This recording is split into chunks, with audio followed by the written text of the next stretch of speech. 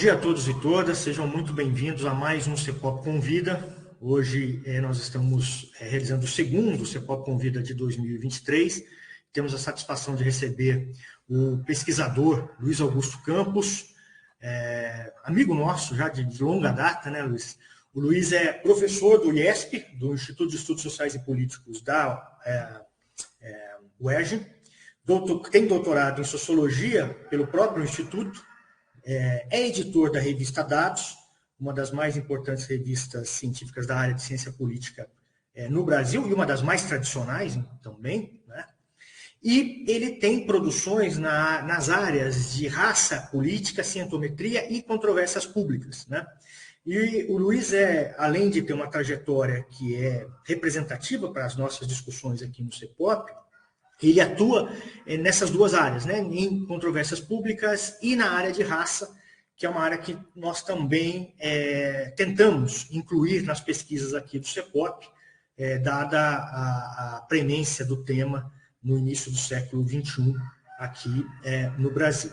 O Luiz também é coordenador do Grupo de Estudos Multidisciplinares de Ação Afirmativa, o GEMA, que ele, creio, vai falar mais em detalhes durante a apresentação. Então, Luiz, seja muito bem-vindo, né? Fique à vontade. O público aqui é o público de pesquisadores do CEPOP e convidados externos.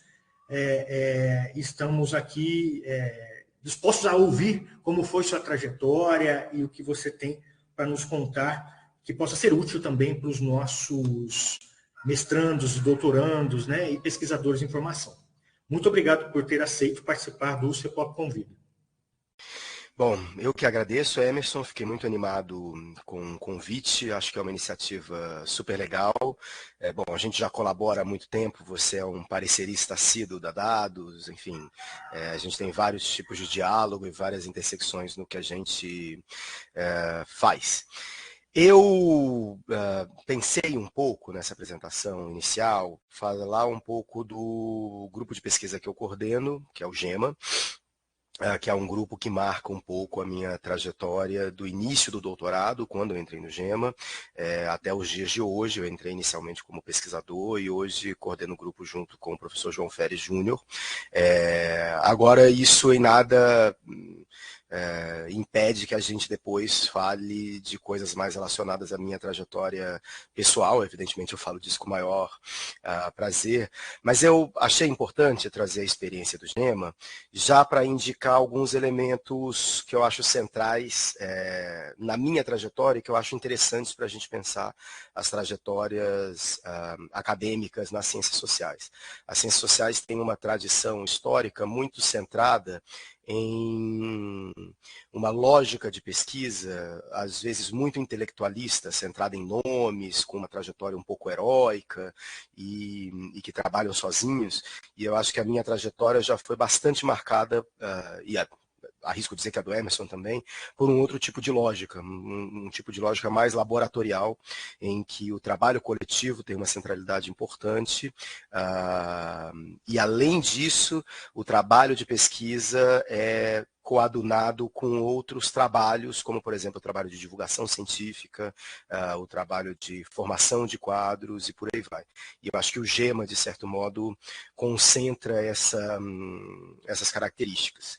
Então, não sei se já está na apresentação, Emerson, mas... Já está sim, fique à vontade. Ótimo. Eu acho que, tentando dar um certo sentido ao trabalho do GEMA,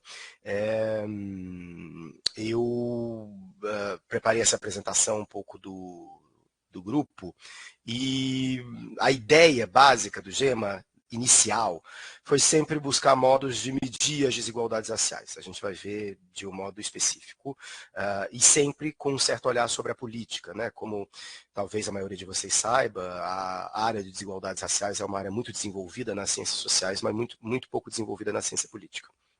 Eu tenho uma trajetória híbrida, eu tenho graduação em ciência política, sou oriundo da graduação em ciência política da Universidade de Brasília, que é uma graduação separada, com vestibular separado, com uma formação bastante separada da sociologia.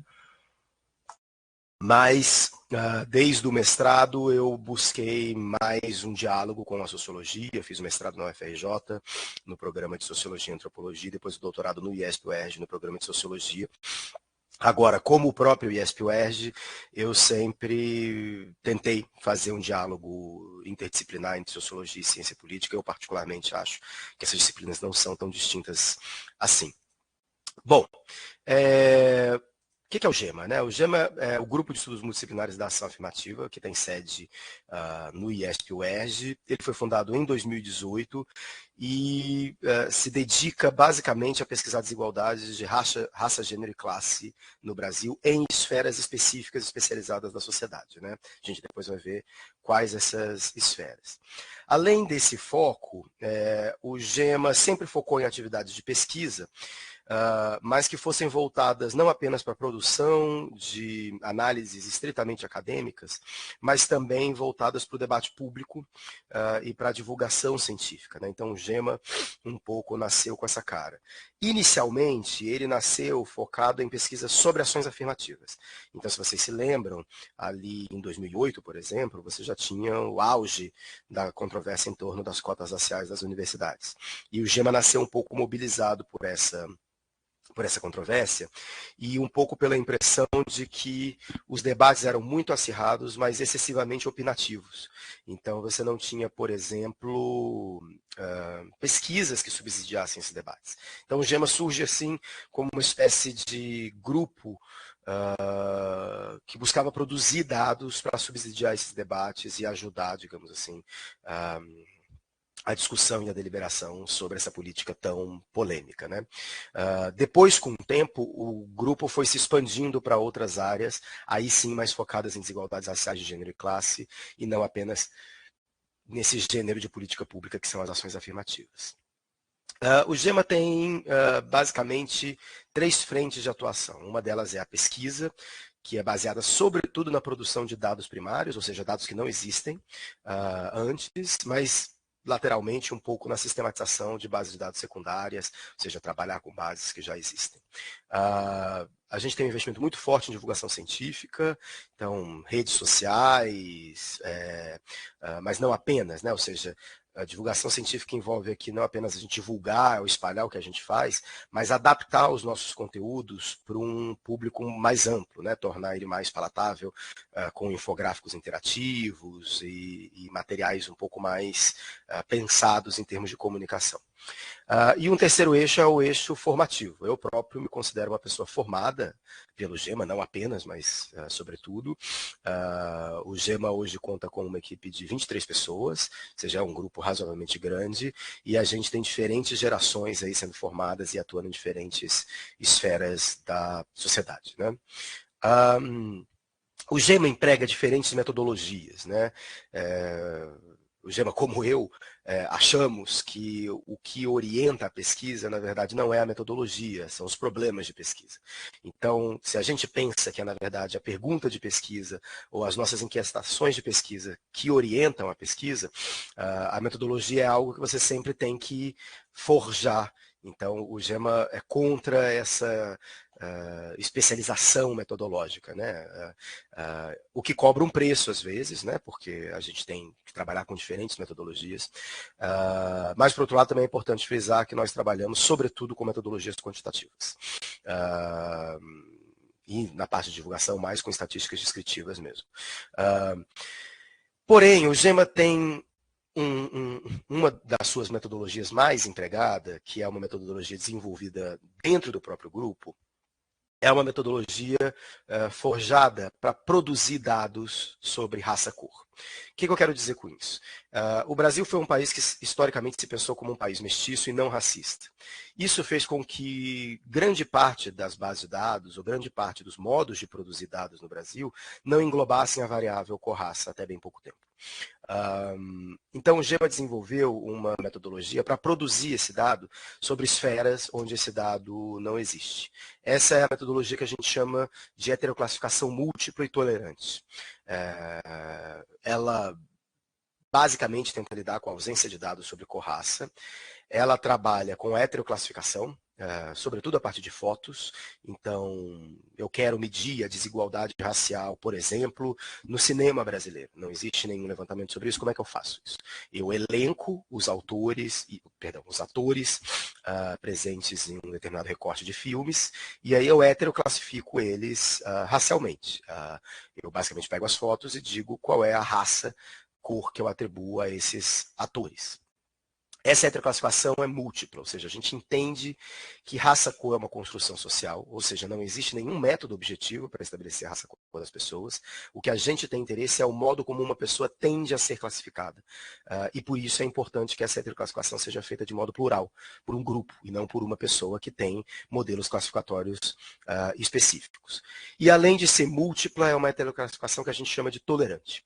Isso quer dizer o seguinte, como raça-cor é uma construção social, e como o Brasil se caracteriza por uma certa fluidez de classificação racial, com variações regionais de diferentes tipos, sempre vai haver momentos de dúvida, né?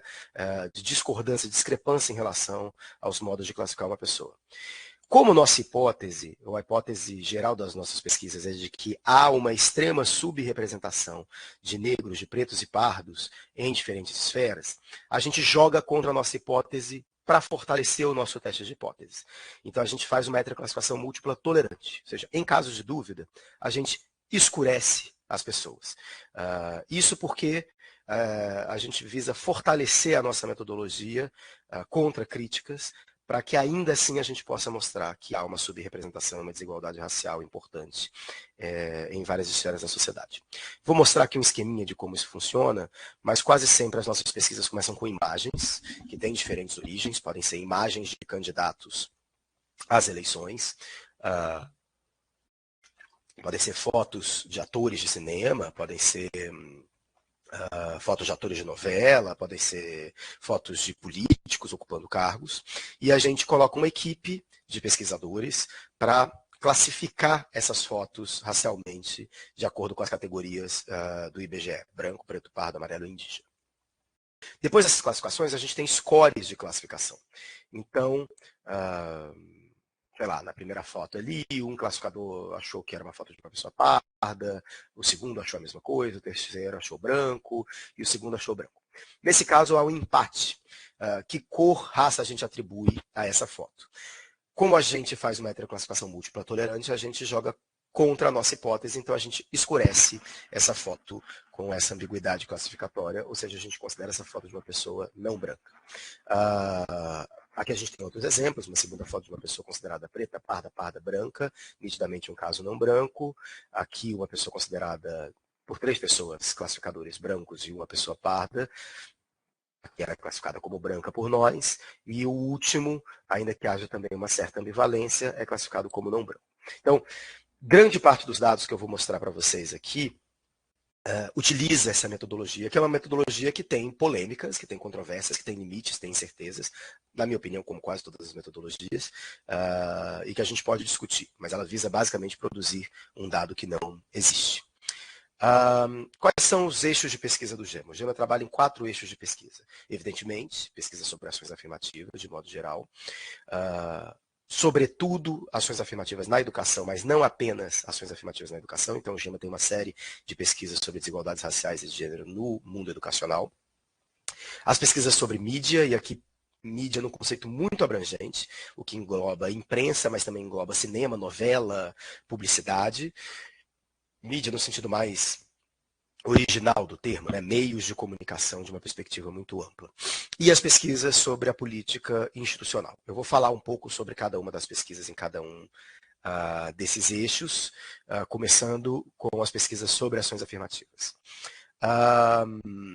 O GEMA foi fundado, como eu já disse, focado nessas pesquisas. Uma das suas primeiras pesquisas que acontece até hoje, anualmente, é o levantamento das políticas de ação afirmativa no Brasil, em que a gente basicamente monitora quais universidades têm quais tipos de cotas e como elas funcionam. A gente tem o mapa das ações afirmativas no ensino superior brasileiro, que é basicamente esse levantamento georreferenciado. A gente editou e vai reeditar agora um guia sobre o funcionamento das cotas raciais que visa o ensino médio, né, que visa o estudante de ensino médio, para informá-lo ou informá-la como essas cotas funcionam. E um outro exemplo são os relatórios das desigualdades raciais, que são grandes relatórios sobre como andam as desigualdades raciais no Brasil, a partir de dados do IBGE. O levantamento sobre ações afirmativas tem dados atualizados no nosso site, mas ele basicamente visava inicialmente entender quais universidades estavam aderindo ao programa de cotas. Hoje, quase todas as universidades públicas brasileiras aderiram ao programa de cotas. No caso das federais, há uma cota regulada pela lei federal. No caso das estaduais, há sistemas específicos. Mas existem diferenças, porque as universidades podem criar programas adicionais. Então, a gente tenta monitorar esse mundo, calcular a quantidade de vagas disponibilizadas por cotas, tudo isso a partir de um trabalho de formiguinha, baseado nos editais, nos manuais de aluno das universidades. Uma outra iniciativa é o relatório das desigualdades raciais, em que a gente basicamente pretende produzir visualizações de dados sobre em que pé estão as desigualdades raciais no Brasil, sobretudo a partir das pesquisas domiciliares do IBGE, Pesquisa Nacional por Amostra Domiciliar, e os censos, e a gente produz dados publicados nesse relatório, e mais para frente a gente vai ter dashboards interativos, basicamente para que as pessoas que precisam saber qual é a diferença racial de índice de desemprego, por exemplo, no Brasil. Então vai lá no relatório e pega taxa de desocupação, como está mudando a classificação racial no Brasil, e coisas desse tipo. A gente também tem iniciativas mais pedagógicas de divulgação. Um exemplo disso é a linha do tempo da luta antirracista, né, que visa também estudantes de ensino médio, jornalistas que querem entender os principais marcos dessa luta antirracista. E o que eu já mencionei, o mapa das ações afirmativas, que basicamente permite entender de modo georreferenciado onde estão e como funcionam as ações afirmativas no Brasil. Em termos de divulgação, a gente tem a cartilha Igualdade e Inclusão na Universidade, que ensina como as cotas funcionam. E em 2022, em comemoração dos 10 anos da Lei de Cotas, a gente fez uma série de iniciativas que redundaram na cartilha 10 perguntas para entender a primeira década da Lei de Cotas. Essa cartilha que vocês veem aí à direita, e que é um pôster que, na verdade, responde 10 perguntas sobre a Lei de Cotas, tentando mostrar o saldo positivo que essa Lei de Cotas tem enquanto política pública de mitigação de desigualdades raciais e socioeconômicas no ensino superior brasileiro. Quase sempre, embora a gente tenha esse pé muito forte na divulgação, a gente busca de tempos em tempos reunir as nossas contribuições em livros, em artigos científicos. Aí eu menciono 3 livros, né, focados especificamente no eixo de ação afirmativa. Na minha opinião, o mais importante e mais sintético é o livro Ação Afirmativa, Conceito, História e Debates, escrito por mim, pela Ana Venturini, pela Verônica Totti da Flon e pelo professor João Ferri Júnior. Então é um apanhado, digamos assim, de tudo que o GEMA produziu, ou de quase tudo que o GEMA produziu na sua primeira década de existência. O GEMA existe há 15 anos, o livro é de 2018, quando o GEMA estava fazendo 10 anos de existência. Bom, eixo educação. Era inicialmente o eixo fundamental e a gente busca produzir estudos sobre os 3 níveis de educação no Brasil: ensino básico, ensino superior e pós-graduação. Há uma maior ênfase no ensino superior, porque é onde tem políticas mais de ação afirmativa, uma ênfase secundária na pós-graduação e no mundo da ciência, digamos assim, e alguns poucos estudos sobre o ensino básico. Nessa linha, a gente tem pesquisas mais recentes sobre o impacto da política de cotas no ensino superior, ou seja, sobre os seus resultados, né? Eu trouxe aqui um gráfico que mostra, por exemplo, a mudança do ensino superior em termos raciais de 2002 a 2021. Como a gente pode ver, a gente tinha 30%, em torno de 30% de pretos pardos indígenas matriculados no ensino superior em 2002. E em 2021, pretos pardos indígenas passam a ser maioria das matrículas no ensino superior público, o que não se deve apenas às políticas de cotas, mas esse número é bastante impactado pelas políticas de cota, mostrando que, pelo menos no seu alvo primário, ela é bem sucedida. A gente faz também vários estudos de caso de várias universidades, Universidade Federal do Piauí, mas sobretudo da nossa universidade, da UERJ, não apenas porque ela é nossa, mas porque o GEMA está sediado nela, mas também porque ela é a primeira universidade a ter políticas de cotas no Brasil. Então aqui a gente, por exemplo, tem uma análise georreferenciada, onde moram os estudantes cotistas e não cotistas da UERJ, tudo baseado em dados administrativos da universidade. Todos esses gráficos e dados que eu estou mostrando aqui, muito en passant, estão publicados. Então, no site do GEMA, vocês podem encontrar os links de onde eles estão. Mais recentemente, a gente tem essa pesquisa sobre mulheres e negros na ciência. Esses dados também estão publicados. É uma pesquisa que visa entender a presença de mulheres e negros na pós-graduação brasileira, não só nas ciências humanas, mas sobretudo nas ciências duras. Esse gráfico da esquerda mostra basicamente a correlação entre mulheres tituladas como doutoras e mulheres professoras em todas as áreas das ciências na CAPES, né? Como a gente pode ver, você tem áreas bastante masculinas, como astronomia e física, áreas mais femininas, como enfermagem, e essa é uma pesquisa que visa estimar essas desigualdades, né? O terceiro eixo é o eixo de mídia. É um eixo que analisa diferentes searas, digamos assim, dos meios de comunicação no Brasil, cinema, publicidade, novelas, a gente tem até um trabalho sobre videogames, e sobre a grande imprensa também. Então, tem aí uma série de pesquisas sobre desigualdades raciais em diferentes searas. Alguns exemplos são a pesquisa sobre desigualdades raciais e de gênero na publicidade brasileira. Como a gente pode ver por esse gráfico no meio, esse levantamento esse levantamento focou especificamente nas peças publicitárias da revista brasileira de maior circulação, que é a revista Veja, e a gente pegava uma amostra dessas peças publicitárias e classificava racialmente os personagens dessas peças publicitárias. Há uma extrema desigualdade, né, 46% de homens brancos representados, né, contra 37% de mulher branca e quase nada de homens e mulheres negros. Mas o interessante é que há também uma diferença em relação a outras variáveis, como, por exemplo, o tipo de anunciante, né? Os anunciantes mais discriminadores, né, são os anunciantes de empresas privadas, enquanto instituições públicas são um pouco menos desiguais, o que era, de certo modo, de se esperar também. Pesquisa sobre diversidade racial e de gênero no cinema brasileiro, que é uma pesquisa que foi muito importante para a gente, ela teve um impacto muito interessante. A Ancine passou a fazer essa pesquisa hoje em dia, reconhecendo a nossa originalidade, claro, e hoje, quer dizer, já há algum tempo, existem editais afirmativos na Ancine de fomento a diretores, roteiristas e atores negros. Então, isso é um dos efeitos, digamos assim, das iniciativas do GEMA.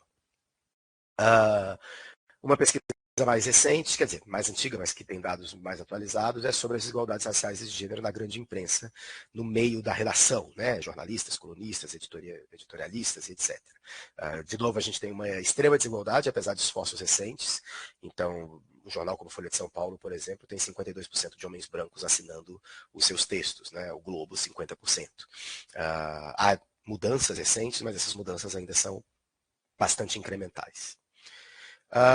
Aqui também a gente tem várias publicações em termos de livros e artigos científicos, quase todas sobre essas desigualdades e um pouco também sobre os debates em torno das cotas nas páginas desses jornais, nas telas dessas televisões, né? E, finalmente, o eixo sobre política, né? Aqui o foco é política institucional, sobretudo desigualdades nas eleições. Uma dessas iniciativas é o Monitor das Desigualdades Raciais nas Eleições, que a gente atualiza a cada eleição, e nele a gente busca entender desigualdades de distribuição de financiamento eleitoral, desigualdades raciais e de gênero, e também busca fazer a heteroclassificação racial dos candidatos para atender aquele debate que ficou muito importante nas últimas eleições sobre o dilema do ACM Neto, né? Digamos assim, os candidatos que não são vistos como negros, mas se declaram pretos e pardos, e por aí vai. Também sobre política, a gente tem várias publicações, o livro Raça e Eleições, que eu escrevi com o professor Carlos Machado, diferentes publicações internacionais tentando medir essas desigualdades nas eleições, suas causas e os problemas que elas geram. Afora isso, o GEMA faz vários eventos, quase todos os nossos eventos, bom, depois da pandemia se tornaram virtuais, mas sempre foram disponibilizados no nosso canal do YouTube. Basta acessar nosso site que eles estarão lá disponíveis. Como eu disse, o GEMA tem uma equipe grande, aqui só tem algumas pessoas, e o GEMA tem muitos egressos e egressas que nos honram muito, né? Então, por exemplo, a pesquisadora Natália Leão, que hoje dirige a agência Gênero e Número, a Cleissa Regina, que hoje é roteirista de destaque na TV Globo, nós recebemos a Ana Venturini, que atualmente é coordenadora de ações afirmativas do Ministério da Igualdade Racial, nós recebemos também vários pós-docs, né?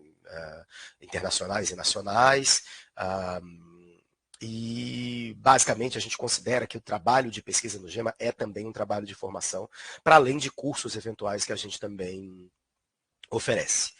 Eu não poderia encerrar sem falar dos nossos apoios e das nossas parcerias. O GEMA recebe financiamento público e privado dessas instituições, né? Nos últimos tempos, os financiamentos públicos minguaram bastante, o que tornou os financiamentos privados muito importantes. E nós temos parcerias com diferentes instituições, né? Como o Jornal Nexo, onde a gente divulga os nossos trabalhos, o Fórum de Promoção da Igualdade Racial, FOPIR, outros grupos de pesquisa, como o Afro-Sebrap, o Gênero e Número, que eu já mencionei, o Movimento Mulheres Negras Decidem, e por aí vai. Bom, eu acho que era isso que eu tinha para falar sobre o GEMA. Aí tem o meu e-mail, tem o nosso site, e, enfim, fico aberto aqui para o diálogo com vocês.